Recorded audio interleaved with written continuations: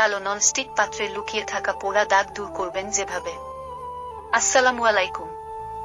Nonstick পাত্রে রান্না করা যায় নির্ঝঞ্ঝাটে, কম সময়ে এবং অল্প তেলে রান্না করা যায় বলে স্বাচ্ছন্দ্যে নানা পদ অনায়াসে বানিয়ে ফেলা যায় এই ধরনের পাত্রে। খুব সহজে এ ধরনের পাত্র পড়ে না, তবে অসাবধানে পুড়ে গেলে চট করে চোখে পড়ে না দাগ, কারণ কালো রঙের পাত্রে দাগ লুকিয়ে থাকে। পাত্রে থাকা কালচে দাগের কারণে অস্বস্তিতে পড়তে হয়। এই দাগ সহজেই তোলা যায় ঘরোয়া কয়েকটি উপাদান ব্যবহার করে। আর এমন গুরুত্বপূর্ণ ভিডিও প্রতিদিনই আমার চ্যানেলে আপলোড হয়। দয়া করে ভিডিওতে একটা লাইক দিয়ে ভিডিওর পরবর্তী অংশটুকু কন্টিনিউ করবেন।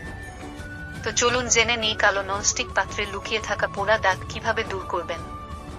1. লবণ ব্যবহার করে। ননস্টিক পাত্রের পোড়া দাগ তুলতে ব্যবহার করতে পারেন লবণ।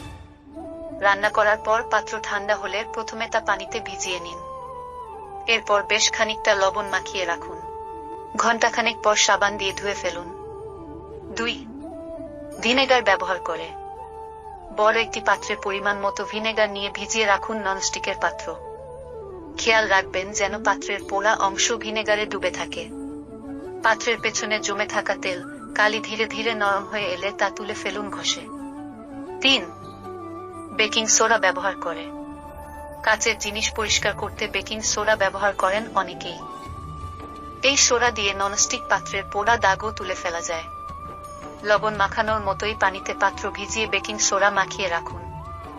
ঘণ্টাখানেক পর ঘষে উঠিয়ে ফেলুন দাগ। আশা করি এই ভিডিওটা দেখে আপনারা একটু হলেও উপকার পাবেন। যদি আমার ভিডিও থেকে একটু উপকার পান তাহলে অবশ্যই আমার চ্যানেলটা সাবস্ক্রাইব করার অনুরোধ রইল। আবার দেখা হবে নতুন কোনো ভিডিও নিয়ে। সে পর্যন্ত সকলেই ভালো থাকুন। আল্লাহ হাফেজ।